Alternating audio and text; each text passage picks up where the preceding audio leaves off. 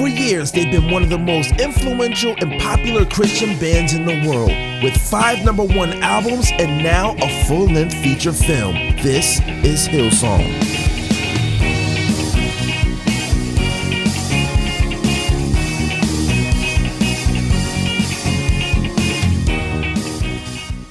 Our story starts in New York City, this year's location of Hillsong's annual gathering simply called Conference.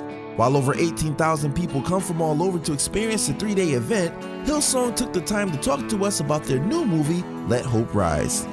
I think, we're stoked. I mean, we didn't make the film, so it was kind of like a faith step. Hands off at the same time as like hoping that the directors and the guys did it justice, I guess, for lack of a better term. But yeah, I think when we saw it, I was kind of like, this is awesome, and I think it's just a true story of who we are, and we're just normal people that, have regular cars and all that kind of stuff, and so we're pretty happy that hopefully we come across normal. Yeah, somewhat normal. Yeah. Yeah, it was weird. It took a few days to kind of get used to it and be able to be yourself, And because you got a microphone on at all times, so you try not to say anything silly, because there's 10 people listening and all the kind of, all the things. I remember the day that we met the director and the producers, and we were like, I legitimately thought when they meet us, they won't want to make a film about us anymore. Oh, I'm grateful, because we didn't make the movie, so they could have made it whatever they want. Right. But I think the interesting thing about it is, early on in the process, and it was like, stand here or say this. It's like, we're not going to do that. That's, we've all seen reality TV shows, and mostly it's awful. It might be entertaining, but you're like, this is anything but real. Right. So we didn't want this to feel like a reality TV show, even though in some respects it's the same thing. And so I think at the end of the day, we just kind of were like, hey guys, just be yourselves. Don't. And the director was awesome because he figured that out too. And he was genuinely, because he's not a Christian guy. So he was like, he tells us experience of he loves music. So he loved the music. But when he experienced it live, he was like, I can't explain the energy and the atmosphere. There's this energy and it just feels like love, and I want to understand what that is. And I'm of course going, well, that's God, the energy in the universe, the love that is the universe in any culture, it's God through the person of Jesus. And so for us, it's when you understand who Jesus is, you got no excuses anymore. Because we don't have to dress ourselves up, we don't have to wear the layers, but we don't have to hold back from it too. We can be ourselves. And I think that's the thing I'm grateful that comes across in the film, because the director picked it up. It's these are really normal people. So I'm going to show the world some really normal people. I think if we thought of a couple of things, one is that people will come, and hopefully the people who've never really even thought or contemplated the Christian faith, the message of Jesus, that they will come and have an encounter with God and see that there is a meaning to life bigger than themselves, bigger than ourselves. And the second thing is, we want people to really, in the movie, encounter the presence of God and want to worship along, and hopefully make it a interactive movie experience. And ultimately, we pray that the movie will cause people all over the globe, all over the world, all over the USA, to want to get more connected to their own local church. He doesn't have the guts to do it.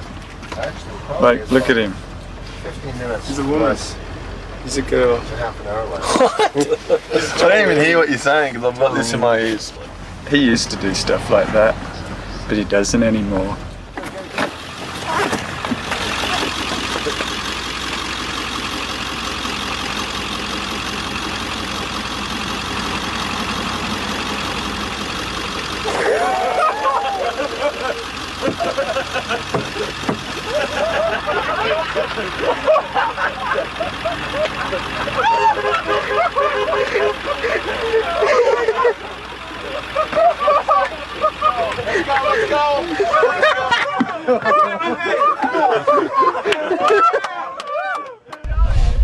Now, we talk about that authenticity, and I think that's one of the things that kind of hit me with the movie, because the movie was authentic. You guys can see, there's a scene where you're goofing off on a tour bus and, somebody's getting out and just does something completely crazy.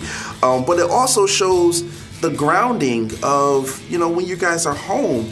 So, how is that contrast between, that tour life and that home life? Yeah, it's really interesting for us, and I guess it's normal for us now because we've been doing it for a while, and it's kind of grown and been a really authentic journey. But the truth is, we're just really like normal people like everybody else. We're pastors, we work at a church, but we get this opportunity. We get to travel the world and create albums that lots of people are resonating with, but also, you know, we come home to our jobs and our families and having to do all the chores that everyone else does. But I think that's what we really love about it, and really everything that we do with the tours and, you know, part of this film is just a reflection of our journey and following God, navigating all the seasons that everyone has to do in life. And I guess that's what we're excited about with the movie Let Hope Rise, that people would understand that it's not about just, hey, having these grandiose ideas about starting a band or doing whatever it is that you want to do. It's great to have dreams, but at the end of the day, the way that you fulfill them is just by enjoying every day and being faithful with whatever God's put in your hand. And you watch when you do that, and the hope that you understand God being with you, that will open up doors bigger than anyone, you know, I believe could imagine. Talking to the band and the pastors of Hillsong is only one perspective on the movie. But we sat down with the film's director, Michael John Warren, who directed similar films such as Jay-Z's Fade to Black and Nicki Minaj's My Time Now, and we asked him what was his thoughts going into a movie like this. Well, it really comes down to the fact that I don't necessarily believe everything the band believes. I was raised very Catholic and sort of rejected it at a young age and haven't thought much about it. But when this film came across my desk, I realized, at first I was a little standoffish about making a Jesus rock film. I was like, I have street credibility to worry about here. But then I realized that I was getting caught up in my own sort of history and things that actually had nothing to do with these people, or even things that necessarily had to do with Jesus specifically and what he was actually about. So I decided to let my own baggage go and remain open-minded and dive in. But the fact that I am not a bona fide Christian does inform this film, and it is the launching point for the film. The band knows, Brian knows, they all know. Before we all got started, it's like, let's all be honest about what's going on here. So I think the fact that it comes basically through a non-believer automatically lets other people into the film on a level. Do you know what I mean? It's not like believers you're in, everyone else you're gone. It's like the director of the film is undecided about what's going on in the universe. And so when they're talking to me and answering my questions, they know that. And so their answers aren't just assuming or condescending. Like we love and respect each other. We have a lot of vibe. And so I think that's just like the nature of like a collaboration between a non-Christian and Christians that just sort of has to have that vibe, because they knew that they just couldn't assume anything with me, you know? So I think it worked pretty good. It was a triplet kind of a melody, remember? Do you want a line? Something to start with? Yeah. Bye. See the light as it coming around. What's that? I was just writing a line. And I liked it. What was it? It's something that just came to my head as I walked in the studio. Are you dead serious? Yes. That's another song. I can tell when you mean. Okay, I'm gonna feel like an idiot. I feel like you said that's a Katy Perry song. No. That was 100% the truth. Pick a key and we'll make Okay, wait. See the light as it's coming around. I know you. That's horrible. Now with that, they didn't just show your journey through, going on tour, but they also showed your journey through songwriting. So what were the real challenges? I know there's a lot of stuff that was cut out. What were the real challenges of getting these songs written? Well, the funny thing was the process of that, it went for another 6 months, after filming wrapped, and there was some moments, and there's a couple in the film, and I won't give it away, but where there was just a pressure to finish something, and there's that tension of compromise, I guess, in the sense of I could write anything here and it'll work. We've got a song. Jesus. Alright, so we got that Jesus woo. But the song has to be honest, and there's this as a songwriter, I can't explain the process. People always go, lyrics or melody. I'm like, it's a feeling, it's an emotion, it's something deep in here that you can't explain and put into words, yet you're trying to put it to words and music, and yet so there's this I'm just gonna keep searching. I think God, He loves, He's faithful, it's all Him, it's His grace, but He also loves us stepping into a place where it's okay, I got to a point where I'm I actually can't, like, I'm physically, emotionally, spiritually beyond my end. Like, it's not coming. Like, I want to give up. And it's in that moment God goes, ah, and you go, and he's like, I knew, yes, it was you. Like, because I tried to do it on my own, and God said, no, you need me. And that's been our story all the way along. Every single time, like, you feel like, oh yeah, we're killing it. Like, boom, you end up on your knees again, you know. And I always say, like, you have two choices in life. Like, you can surrender, or you can be humbled the hard way, you know. Right. And either way, you're going to end up on your knees, whether you fall or whether you put yourself there first. And when you fall enough times, you go, you know what? I'm just going to stay here. Hillsong's journey's been heavily documented over the last couple of years to film this movie, but after the lights and cameras and mics have been turned off, life goes back to normal for everyone.